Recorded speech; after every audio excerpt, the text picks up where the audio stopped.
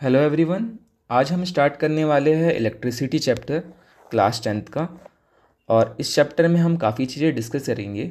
सबसे पहले हम हल्का सा रिवीजन 9th क्लास का टॉपिक का कर लेते हैं, जो होने वाला है आपका वर्क, पावर और एनर्जी। उस पर्टिकुलर टॉपिक में भी हम एनर्जी को अभी डिस्कस करते हैं। 9th क्लास में हमने दो टाइप की एनर्जी पढ़ी थी। एक थी आपकी पोटेंशियल एनर्जी, एक थी काइनेटिक एनर्जी। और उसमें हमने ये डिस्कस किया था कि एनर्जी की जो यूनिट होती है जूल होती है। यहाँ पे 10th क्लास में हम एक नए टाइप की नए फॉर्म ऑफ एनर्जी के बारे में डिस्कस करेंगे, वो है इलेक्ट्रिसिटी। तो यहाँ पे हमें ये पता चला कि electricity is a form of energy.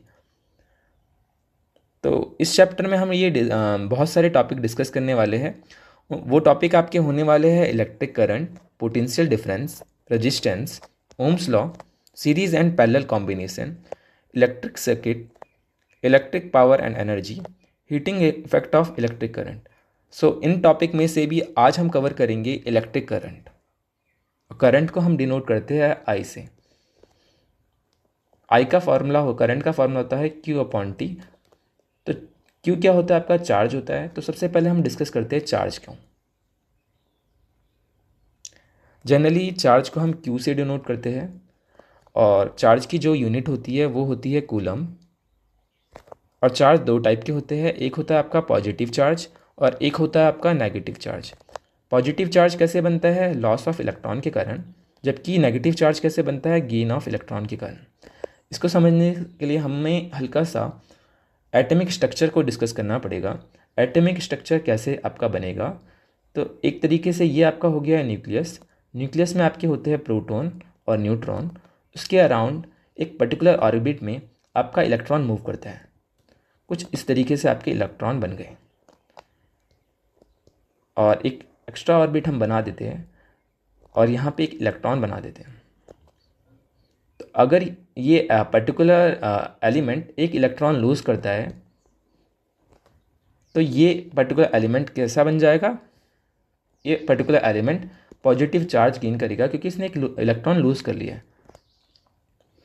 तो पॉजिटिव चार्ज के बनने का भी रीज़न इलेक्ट्रॉन ही होगा, क्योंकि इलेक्ट्रॉन ज़्यादा फ्री है एज़ कम्पेयर टू प्रोटॉन, क्योंकि प्रोटॉन अपनी जगह में फिक्स है। ओके, सो हम यहाँ पे एक चीज़ और डिस्कस करते हैं। पॉजिटिव चार्ज और पॉजिटिव चार्ज, अगर चार्ज का टाइप सेम है तो वो पास नहीं आएंगे, दूर जाएंगे। अगर आपके पास एक नेगेटिव चार्ज है और दूसरा भी नेगेटिव चार्ज है, तो वो दूर जाएंगे, वो पास नहीं आएंगे। पहले हम इसे इरेज कर लेते हैं करंट स्लाइड को, उसके बाद हम आगे डिस्कस करते हैं।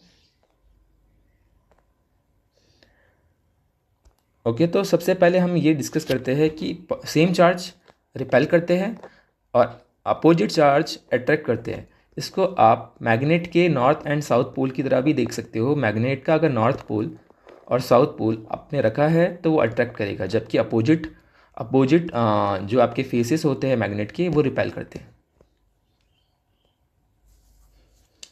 ओके, यहाँ पे एक इम्पॉर्टेंट फार्मूला हम डिस्कस करने वाले हैं, इसको हम जूम इन कर लेते हैं।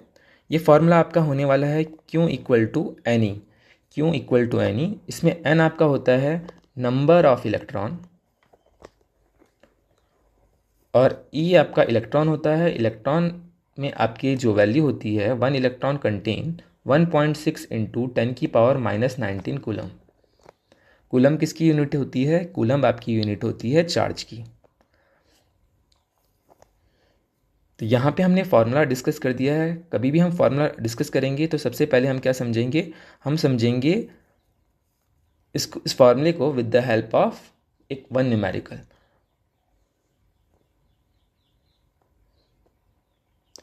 ये न्यूमेरिकल हमारा पहला न्यूमेरिकल होने वाला है क्लास 10th का। तो हमें ये भी समझना पड़ेगा कि कैसे न्यूमेरिकल को सॉल्व किया जाता है। सबसे पहले हम क्वेश्चन को रीड करेंगे।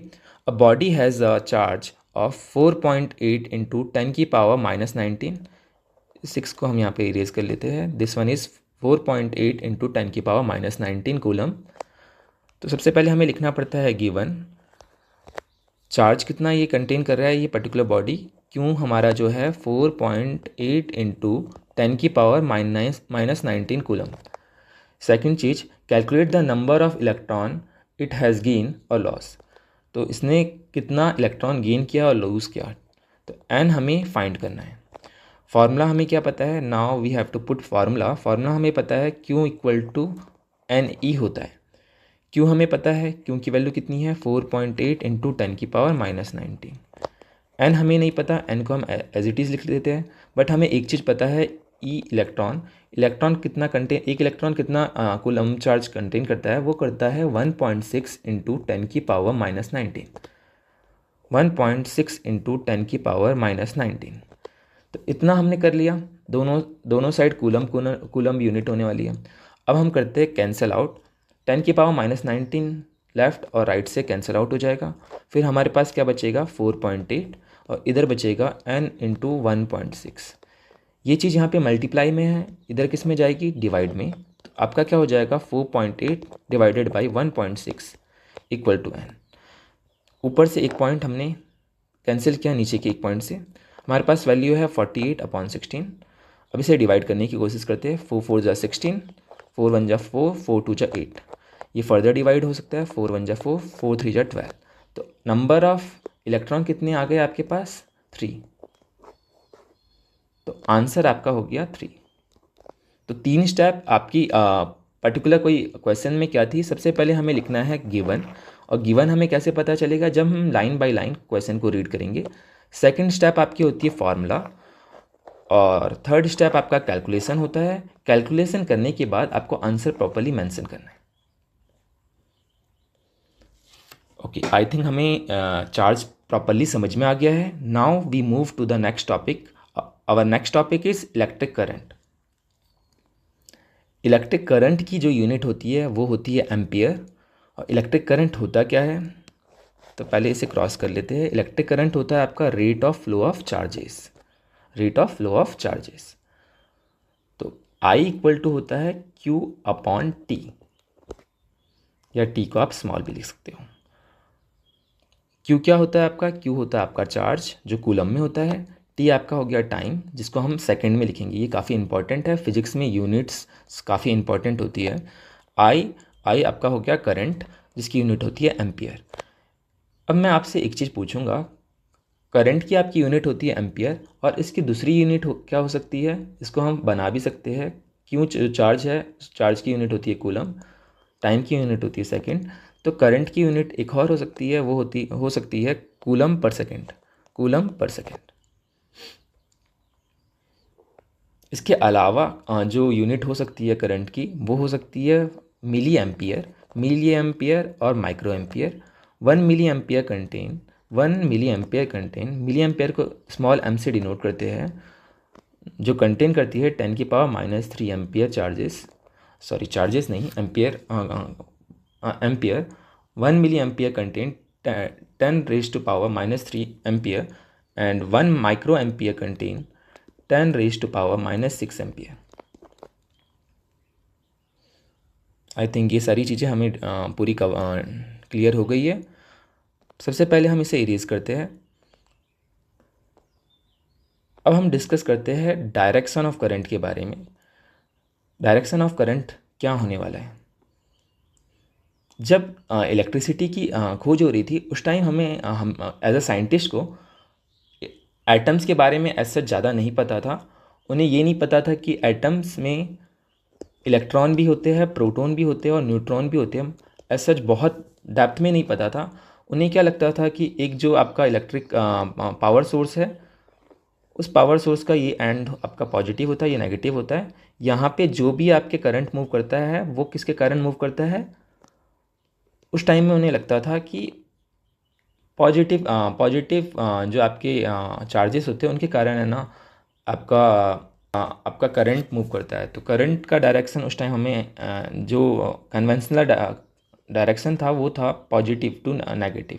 बट अभी क्योंकि हमको एटम्स के बारे में काफ़ी कुछ पता है, तो एटम्स में प्रोटॉन और न्यूट्रॉन और इलेक्ट्रॉन होते हैं। मूवेबल थिंग क्या होती है, वो होता है आपका इलेक्ट्रॉन। तो जो भी डायरेक्शन आपका करंट का होगा, करंट का डायरेक्शन पॉजिटिव टू नेगेटिव है, तो करंट का डायरेक्शन इस साइड होगा, तो आपके इलेक्ट्रॉन उसके अपोजिट मूव करेंगे। ये आपका एक तरीके से डायरेक्शन के बारे में डिस्कस करेंगे। इसके बारे में इन डेप्थ हम नेक्स्ट टॉपिक में भी कवर करने वाले हैं, बट अभी हमारा फोकस रहने वाला है करंट के ऊपर। तो करंट का अभी हमें क्या पता चला, फार्मूला I इक्वल टू क्या होता है, Q अपॉन T। जब भी हमारे पास फार्मूला आएगा तो हम क्या करेंगे, उसके ऊपर न्यूमेरिकल। तो अब हम आ जाते हैं न्यूमेरिकल की तरफ। तो न्यूमेरिकल हम 3 स्टेप में करते हैं। सबसे पहले हम करते हैं क्वेश्चन को रीड, और क्वेश्चन को रीड करने के बाद उसी का हम गिवन लिखते हैं। तो क्वेश्चन में बोला गया है electric source can supply a charge of 500 coulomb. Source आपका सेल भी हो सकता है, बैटरी भी हो सकता है। अभी के लिए मैं सेल मान के चलता हूँ। सेल को हम इस तरीके से डिनोट करते हैं, ये आपका होता है पॉजिटिव एंड, ये आपका होता है नेगेटिव एंड। तो एक हमारे पास सोर्स है और सोर्स एक पर्टिकुलर डिवाइस से कनेक्टेड है। तो यहाँ पे कोई एक पर्टिकुलर रेजिस्टेंस मान के चलते हैं, ये रेजिस्टेंस का सिंबल होता है।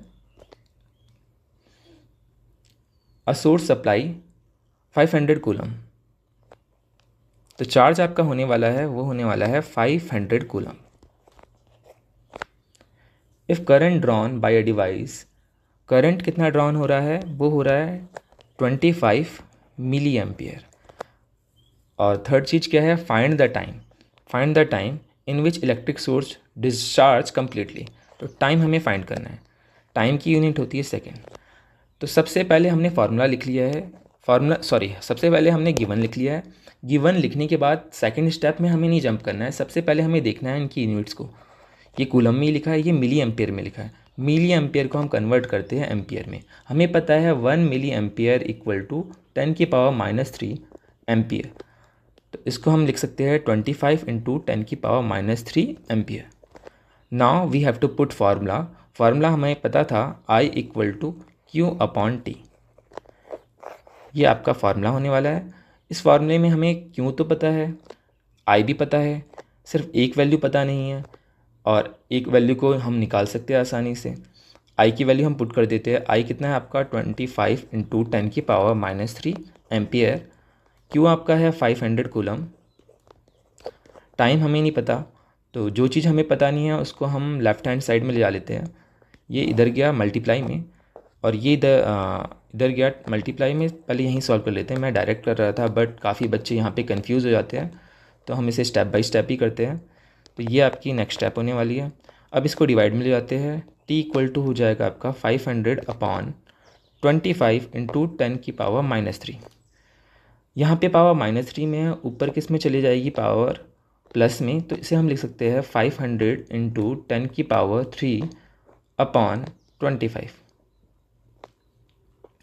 25 1 जा 25, 25 2 जा 50।